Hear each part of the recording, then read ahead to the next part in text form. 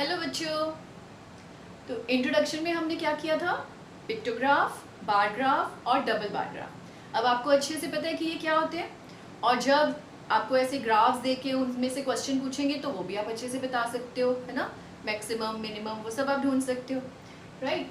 लेकिन क्वेश्चन सिर्फ ऐसे नहीं आएंगे। कुछ क्वेश्चंस में पूछेंगे कि आप पिक्टोग्राफ बनाओ, आप बार ग्राफ बनाओ, तो हमें वो वाले मार्क्स भी तो चाहिए, हमने वो भी नहीं छोड़ने, ठीक है ना। तो आज हम देखेंगे कि हम खुद कैसे बना सकते हैं पिक्टोग्राफ, बार ग्राफ। कोई भी ग्राफ बनाने से पहले टेबल बनाना पड़ता है, मतलब जो भी डेटा है उसको टेबुलर फॉर्म में करना पड़ता है, ठीक है। तो वो हम करते हैं, आपने सीखा होगा पिछली क्लासेस में भी कि टैली मार्क्स लगा के करते हैं, है ना। तो उसको लेकिन रिवाइज करने के लिए आज हम क्या करेंगे, एक एक्टिविटी से शुरुआत करते हैं, ठीक है। तो आपको भी मजा आएगा, करें। देखो ये है, आप ही की बुक में है, एक्टिविटी दी हुई है पेज नंबर 71 पे। A group of students, देखो स्क्रीन पे भी आ रहा है, a group of students was asked for their favorite subject. The results were as listed below. एक बच्चों का ग्रुप था, उनसे पूछा कि आपका फेवरेट सब्जेक्ट कौन सा है। तो हर बच्चे ने आंसर दिया। तो जैसे जैसे वो आंसर देते गए ना, लिस्ट बनाते गए। जैसे फर्स्ट बच्चे ने बोला आर्ट्स, तो लिख लिया आर्ट्स। दूसरे ने बोला मैथमेटिक्स, तो लिख लिया मैथमेटिक्स, ठीक है। ऐसे पूरी लिस्ट बना ली। अब हमने इसको टेबुलर फॉर्म में करना है, मतलब इसका टेबल बनाना है, ठीक है। तो हम बनाना शुरू करें। देखिए कैसे करते हैं। हम क्या करेंगे, सबसे पहले फर्स्ट एंट्री देखेंगे। फर्स्ट एंट्री है आर्ट्स, तो हमने यहाँ पे लिख लिया आर्ट्स। अगली एंट्री है मैथमेटिक्स, तो हमने लिख लिया मैथमेटिक्स।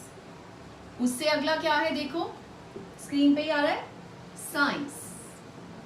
और उसके बाद इंग्लिश। ये सारी अलग अलग है। उसके बाद दोबारा से मैथमेटिक्स आ गया, वो हम लिख चुके हैं, अब नहीं लिखेंगे। और कोई देखो, कोई और सब्जेक्ट है? मेरे ख्याल से कोई और नहीं है। इनकेस होगा भी तो हम बाद में यहाँ पे ऐड कर देंगे, ठीक है। अब हम अपना काम शुरू करते हैं, टैली मार्क्स लगाने वाला। उसमें क्या होता है, फिर से देखो, फर्स्ट एंट्री आर्ट्स, तो आर्ट्स का पहले बच्चे ने बोला आर्ट्स, तो हम आर्ट्स के आगे एक टैली मार्क लगा देंगे, यानी एक बच्चे ने बोला आर्ट्स। अगले ने बोला मैथमेटिक्स, तो यहाँ एक टैली मार्क लगा देंगे। टैली मार्क्स क्या होते हैं, बस ये स्ट्रेट लाइन। अगले बच्चे ने बोला साइंस, तो हम यहाँ पे एक लाइन लगा देंगे। फिर बोला इंग्लिश, तो यहाँ मैथमेटिक्स फिर से आ गया, तो यहाँ एक और लाइन, 2 हो गए।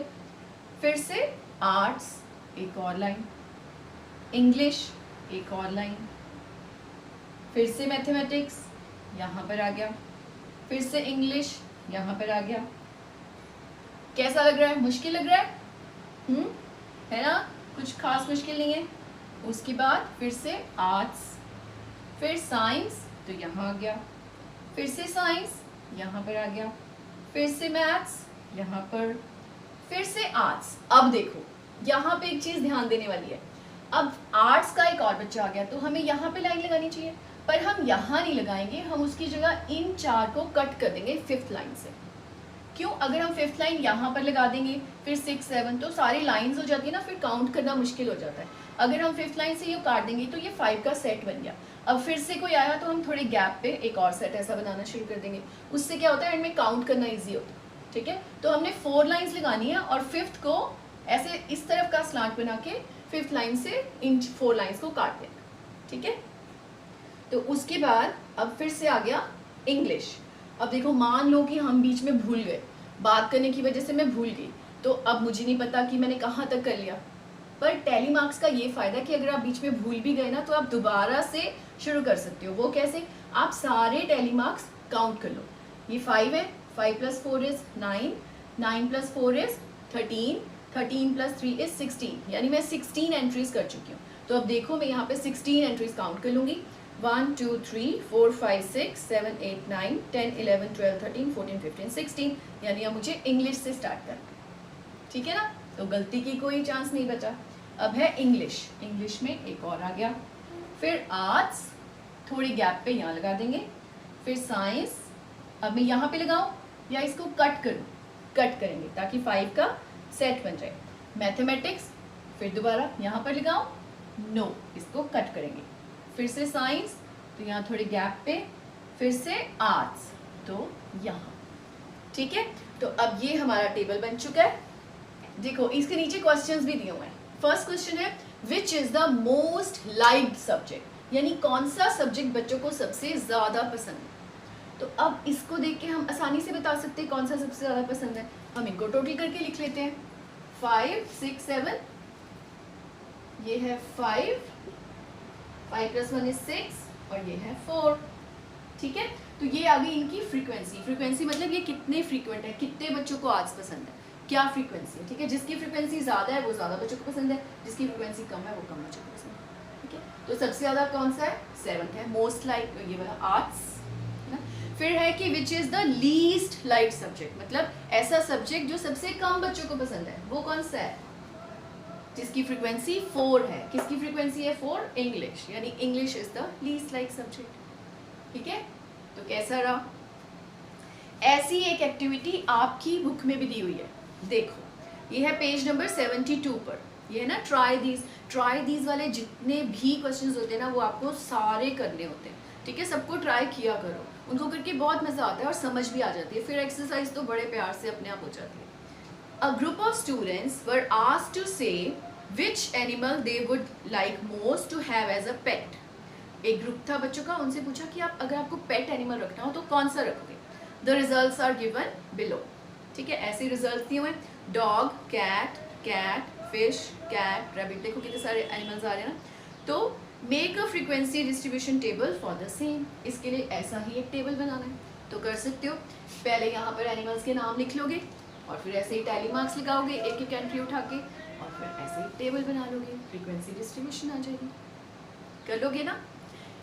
ऐसे ही एक और बड़ी मज़ेदार एक्टिविटी है जो मैं अपनी क्लास में करती हूँ, उसमें हम क्या कर सकते हैं कि मैं हर बच्चे को बोलती हूँ कि एक एक करके आप मुझे बताओ कि आपका बर्थडे कौन से मंथ में आता है।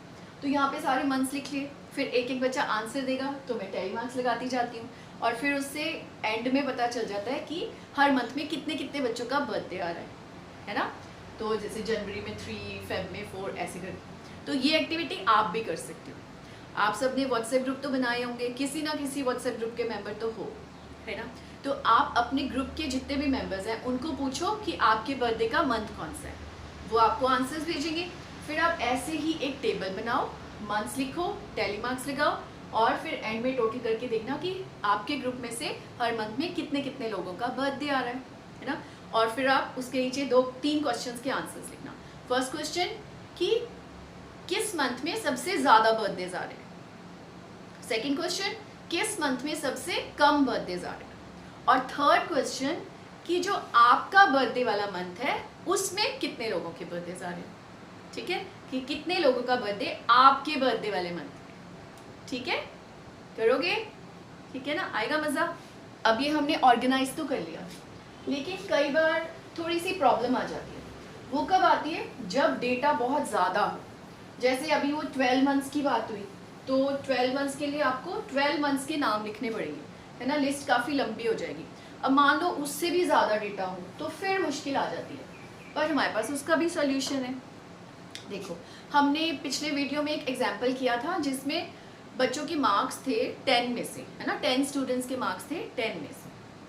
अब ये लिस्ट देखो, इसमें है 50 स्टूडेंट्स और उनके मार्क्स हैं 10 में से। इसको अगर ऑर्गेनाइज करना है तो कैसे करें, क्या मैं 50 स्टूडेंट्स के नाम लिखूं फिर उनका वो बार ग्राफ बनाऊं। 50 स्टूडेंट्स कितना ज़्यादा हो जाएगा ना, तो वो तो कोई ऑर्गेनाइजेशन नहीं है, वो तो डिसऑर्गेनाइजेशन होगी, है ना। अगर हमको ऑर्गेनाइज करना है तो हम क्या करेंगे, 10 मार्क्स का पेपर है तो 10 मार्क्स का मतलब है कि बच्चों के मार्क्स 10 से ज़्यादा नहीं आ सकते और 0 से कम नहीं आ सकते। तो बच्चों के मार्क्स क्या क्या हो सकते हैं, 0 से लेके 10 तक। मैं वो यहाँ पे लिख लेती हूँ, 0, 1, 2, 3, 4, यही हो सकते हैं ना मार्क्स, ना तो 10 से ज़्यादा आ सकते हैं ना 0 से कम आ सकते हैं। अब हम क्या करेंगे कि वही टैली मार्क्स लगा के देख लेंगे कि 0 मार्क्स कितने बच्चों के हैं, 1 मार्क्स कितने बच्चों के हैं, 2 कितनों के हैं, 3 कितने के हैं। तो ये जो लिस्ट दी हुई है इसी में से हम यूँ टैली मार्क्स लगा के एक टेबल बना लेंगे। तो ये आप करना अपने आप, वैसे मैंने ये करके रखा हुआ है। 0 मार्क्स थे एक बच्चे के, 1 मार्क्स थे 5 के, ये देखो ये मैंने पूरा डेटा आपके लिए बना के रखा हुआ है। अब हमें वो 50 नेम्स नहीं लिखने पड़ेंगे, अब हमें सिर्फ ये 10 नंबर्स लिखने पड़ेंगे। देखो कैसे, ये देखो ये मैंने स्क्रीन पे आ रहा है, मैंने बना के भी रखा हुआ है, आप चाहो तो आप खुद भी बना सकते हो। ठीक है, तो ये भी इजी हो गया, ऐसे किया जा सकता है ना। ये पैराग्राफ आपके सामने आ गया। अब मान लो कि जो पेपर था वो 50 मार्क्स का था, 50 मार्क्स का पेपर था, तो अब क्या करें? क्या हम 0 से लेके 50 तक नंबर लिखें और फिर उनके आगे लिखें कि 10 मार्क्स 3 बच्चों के आए, 11 5 के आए, 12 इतनों के आए, 43 इतनों के आए, ऐसे करें? नहीं ना, वो भी बहुत मुश्किल हो जाएगा 0 से 50 तक नंबर लिखना। तो उस केस में हम क्या करते हैं? उस केस में हम डेटा को ग्रुप कर देते हैं। क्या कर देते हैं? ग्रुप से बोलते हैं grouping of data. Grouping of data इसको और अच्छे से ऑर्गेनाइज कर देती है और बिल्कुल ही इजी बना देती है, फिर तो आपको कोई मुश्किल ही नहीं आएगी। करके देखिए, जैसे मान लो ये भी आपका एक एग्जांपल आपकी बुक में दिया हुआ है, ये है पेज नंबर है 73, marks obtained in mathematics bye 60 students of a class. एक क्लास के 60 स्टूडेंट्स थे, उनके मैथ्स में से मार्क्स हैं। देखो पहले बच्चे के कितने? 21, 10, 30, 22 है ना। जिस बच्चे के 41 है या 42 है वो तो एक ही बात है ना, उसमें तो कोई ज़्यादा फर्क नहीं है।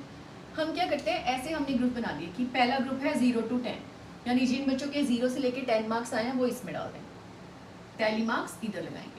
10 to 20 वाले इस ग्रुप में, 20 to 30 वाले इस ग्रुप में, 30 to 40 वाले इस ग्रुप में, 40 to 50 वाले इस ग्रुप में। मैं यहाँ पे लिख रही हूँ 50 to 60। अब जो पेपर था वो तो 50 मार्क्स का था, लेकिन मैंने एक ग्रुप और बनाया, ये मैं आपको अभी बताऊंगी क्यों। देखो अभी हम एग्जाम्पल से शुरू करते हैं। तो फर्स्ट बच्चे के मार्क्स है 21। अगर हम टैली मार्क्स लगाना शुरू करें, फर्स्ट बच्चे के हैं 21, तो वो कौन सी ग्रुप में जाएगा? 20 से 30 यहाँ पे आ। अगले बच्चे के हैं 10। अब 10 के लिए हम क्या करें? 10 तो इस ग्रुप में भी है 0 से 10, और इस ग्रुप में भी है 10 to 20। अब उसको यहाँ डालें या यहाँ डालें? देखो ये जो होती है ना, जहाँ से ग्रुप शुरू हो रहा है, ये है उसकी लोअर लिमिट और ये है उसकी अपर लिमिट। लोअर लिमिट 0 है, अपर लिमिट 10 है, लेकिन इसकी अगले ग्रुप की लोअर लिमिट 10 आ गई, ये दोनों में आ रहा है। तो कन्वेंशन क्या है? कन्वेंशन ये है कि जिस ग्रुप की अपर लिमिट है ना उसमें नहीं डालते, उसको हम अगले में ले लेते हैं। यानी 0 से 10 वाले में नहीं डालेंगे, यहाँ डालेंगे। यहाँ पे एक्चुअली 0 से 9 तक वाले ही डालेंगे। लिखा हमने ये है 0 to 10, लेकिन असल में डालेंगे हम सिर्फ 0 to 9 वाले। 10 वाले को हम यहाँ ले आएंगे। ऐसे ही इस ग्रुप में हम डालेंगे 10 से 19 वाले, 20 को नहीं डालेंगे, 20 को अगले में ले आएंगे। ठीक है, तो ये लिखने के लिए यही होता है, पर अंदर से आपको पता होना चाहिए। तो ये चीज़ ऐसी है जो बाद में बच्चों के मार्क्स कटवा देती है ना, ये गलती हो जाती है। तो आपको पता होना चाहिए ताकि आपके ये वाले मार्क्स भी आपकी पॉकेट में। ठीक है, तो 10 को हम कहाँ डालेंगे? यहाँ पर। सॉरी मैंने 21 डाल दिया। ओके, उसके बाद देखो 30 आ गया। अब आप मुझे बताओ 30 यहाँ भी है यहाँ भी है, मैं किस में डालूँ? जिसकी वो अपर लिमिट है उसमें नहीं डालेंगे, अगले वाले में डालेंगे जिसकी वो लोअर लिमिट है। ठीक है, उससे नेक्स्ट है 22, उसके बाद 33, उसके बाद 5, वो तो यहीं आएगा। तो ऐसे करके आप कर लोगे, है ना। हमको टैली मार्क्स लगाना पता ही है, तो आप कर लोगे। अब आपको समझ में आया कि मैंने ये ग्रुप क्यों बनाया था 50 to 60? क्योंकि हो सकता है कोई बच्चा हो जिसके 50 मार्क्स हो, तो फिर वो इसमें नहीं आएगा, फिर वो इसमें आएगा, है ना, क्योंकि ये तो अपर लिमिट है। इसमें आएंगे 40 to 49 वाले, 50 फिर यहाँ जाएगा अगर कोई बच्चा हुआ। मेरे ख्याल से है बच्चा। इसको बोलते क्या है? ये जो हमने बनाया ना, जो पहले बनाया था वो था फ्रीक्वेंसी डिस्ट्रीब्यूशन टेबल। अब ये ग्रुप डेटा है, हमने डेटा को ग्रुप कर दिया, तो इसे हम बोलते हैं ग्रुप फ्रीक्वेंसी डिस्ट्रीब्यूशन। तो पूछेंगे कि क्लास इंटरवल कितना है? आपको समझ में आ रहा है क्लास इंटरवल कितना है? ये बनी ना हमारी अलग अलग क्लासेस, इनको ग्रुप्स भी बोलते हैं, क्लासेस भी बोलते हैं। और क्लास इंटरवल कितना है? ये जो हमने जितने एंट्रीज इसमें डाली हैं 0 to 10, 10 to 20, तो हर ग्रुप में कितनी एंट्रीज आ रही हैं वो निकालना बहुत आसान है। ये मैंने आपको बताया ना, ये लोअर लिमिट है, ये अपर लिमिट है। तो बस अपर लिमिट में से लोअर लिमिट माइनस कर दो, ये किसी भी ग्रुप की, क्योंकि सारों का साइज इक्वल ही है। तो 10 में से 0 गए 10, तो क्लास इंटरवल इज 10, या फिर क्लास साइज, या फिर क्लास विड्थ, ये तीनों एक ही बात है। ठीक है, किसी में से भी कर लो, 50 - 40 वो भी 10 ही आएगा। ग्रुप्स बनाते टाइम भी आपने ध्यान रखना है कि आप इक्वल ग्रुप्स बनाओ। ठीक है, सबका क्लास इंटरवल या क्लास साइज सेम हो। अच्छा, अगर मैं पूछूं कि ये जो क्लास है इसकी लोअर लिमिट क्या है और अपर लिमिट क्या है, तो लोअर लिमिट इज 20 और अपर लिमिट इज 30। ओके, इस ग्रुप का साइज क्या है? साइज तो सभी का हमने देखा, अपर माइनस लोअर 10, 50 माइनस 40 10। ठीक है, आपको पता चल गया? तो बस यही था ग्रुपिंग ऑफ डेटा। ओके, अब देखो आप ही की बुक में 73 पेज पे थोड़े से ट्राई दीज हैं, जो ये वाले क्वेश्चन होते हैं ये हमको जरूर करने होते हैं, है ना। दूसरा इसकी जो क्लास इंटरवल्स है, पहला कौन सा है? 100 to 125, 125 to 150, 150 to 175। तो बता सकती हो साइज क्या है? 125 माइनस 125, है ना। ओके, फर्स्ट क्वेश्चन देखें, what is the size of the class interval? लो, इन्होंने वही पूछ लिया, what is the size? 125 minus 125, किसी को भी माइनस कर लो, 250 माइनस 225 तो भी 25, सारी क्लासेस क्योंकि इक्वल है। Okay, second, which class has the highest frequency? कौन सी क्लास की फ्रीक्वेंसी हाईएस्ट है? देखो ढूंढो राइट साइड पे, सबसे ज्यादा फ्रीक्वेंसी 140, कौन सी क्लास की है?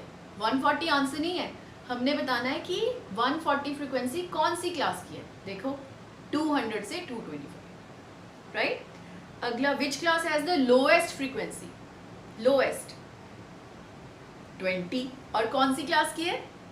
300 से 325। Okay, what is the upper limit of the class interval 250 to 275? इसकी हमें अपर लिमिट बतानी है। क्लास इंटरवल क्या है? 250 टू 275, तो अपर लिमिट क्या होगी?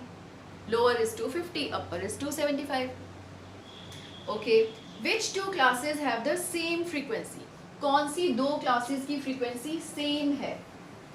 किसी में फ्रीक्वेंसी सेम? देखो दो क्लासेस में फ्रीक्वेंसी है 55। अब आप क्लास देख के बताओ कौन कौन सी क्लास की है 55? यस, फर्स्ट इज 150 टू 175 और सेकंड है 225 टू 250, है ना। ओके, अब उसके बाद देखो एक और, जो हमारे अभी हमने पहले एग्जांपल किया था ना, उसी का इन्होंने फ्रीक्वेंसी डिस्ट्रीब्यूशन टेबल दिया हुआ है, टेबल नंबर 5.4, है ना। अब इसमें ये बोल रहे हैं कि इसका ग्राफ बनाओ। जो ग्रुप डेटा होता है ना, उसका ग्राफ भी थोड़ा डिफरेंट होता है। पहले हमने क्या बनाए थे? Bar graph. इसमें जो है ना, जो बार ग्राफ बनता है उसकी एक क्वालिटी होती है कि उसकी जो बार्स है वो सारी आपस में चिपकी होती है, उनका गैप नहीं होता बीच में। देखो हम बना के देखते हैं और आपको रीजन भी समझ में आएगा कि गैप क्यों नहीं होता। हम वही वाला उठा लेते हैं जो हमने पहले किया था। 60 स्टूडेंट्स की क्लास है, 50 में से उनके मार्क्स थे, हमने वो ग्रुप बना लिए 0 to 10, 10 to 20। अब उसके लिए हमने बार्स बना के दिखानी है, तो यहाँ से शुरू करेंगे। ये हो गया 0, 10, 20, 30, 40, 50, हम 60 तक ले गए थे उसे, है ना। तो ये क्यों ले गए थे 60 तक, वो भी आपको पता है, क्योंकि जो 50 है वो लास्ट वाले ग्रुप में आ रहा है, ठीक है। और इधर देखो हमारी फ्रीक्वेंसी कहाँ तक गई। अगर आप उस क्वेश्चन को पूरा सॉल्व करोगे तो आप उसको देखोगे कि फ्रीक्वेंसी हाईएस्ट गई है 21। अब हमको इस साइड पे 21 तक दिखाना है, तो उसका मतलब ये नहीं है कि हम यहाँ पे 21 तक नंबर्स लिखेंगे, वो बहुत लंबा हो जाएगा। हम उनको इक्वल इक्वल बांट देते हैं, जैसे हम 2-2 का गैप बना सकते हैं या 3-3 का गैप बना सकते हैं। ऐसा करके हम 2-2 का गैप ले लेते हैं। 2, 4, 6, 8, 10, 12, 14, 16, 18, 20, 22, 21 तक जा रहा है तो 22 तक हमें लेना चाहिए। थोड़ा और एक्स्ट्रा ले लेते हैं 24। समझ आ रहा है? क्योंकि अगर हम यहाँ पर 1, 2, 3, 4 ऐसे लिख देंगे ना तो बहुत ज़्यादा हो जाएंगी एंट्रीज, तो फिर वो सुंदर भी नहीं लगता, समझ भी नहीं आता, तो ये ज़्यादा अच्छा है, ठीक है। तो 0 to 10 में बच्चे आए 2, तो बस ये ऐसे करके 2 तक जाएगी इसकी बार ऐसे। फिर 10 to 20 में आए 10, तो इसकी बार कहाँ तक जाएगी? यहाँ तक, है ना, ऐसे। अब आपने देखा जो ग्रुप डेटा था 0 to 10, इसकी अपर लिमिट इसकी लोअर लिमिट है, तो इसलिए जो ये वाली लाइन है ना, ये इन दोनों की कॉमन है, इसमें कोई गैप नहीं है, इसलिए जो इनका ग्राफ बनता है उसकी जो बार्स होती हैं उनके बीच में गैप नहीं आता, तो इसका नाम भी अलग है, इसे हम बोलते हैं हिस्टोग्राम। क्या बोलते हैं? हिस्टोग्राम। ओके, क्योंकि इसकी जो बार्स है उनमें गैप नहीं आता। हिस्टोग्राम और बार ग्राफ में यही फर्क है कि उनकी बार्स में गैप नहीं आता हिस्टोग्राम में, और वो नॉर्मल डिस्ट्रीब्यूशन का है और ये ग्रुप फ्रीक्वेंसी डिस्ट्रीब्यूशन। 20 to 30 में है 21, ये है 22, तो 21 कहीं यहाँ पे होगा, यहाँ तक आएगी इसकी बात।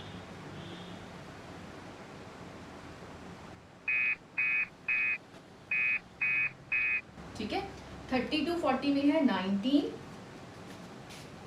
तो 19 भी 18 और 20 के यहाँ बीच में आ जाएगा। नेक्स्ट 40 to 50 है 7, ये 6 और 8 के मिड में। मैं यहाँ कर रही हूँ, आपको ये बार ग्राफ की शीट पे करोगे तो और भी अच्छा साफ सुथरा बनेगा। 50 to 60 में है एक ही बच्चा, तो यहाँ 2 का हाफ। ठीक है, तो ये बन गया हमारा हिस्टोग्राम। ओके, ये गलती से 23 पे कर दिया था, ये वापस मैंने 21 कर दिया। ठीक है, 21 होगा 20 और 22 के बीच। ठीक है, तो ये बन गया हमारा हिस्टोग्राम।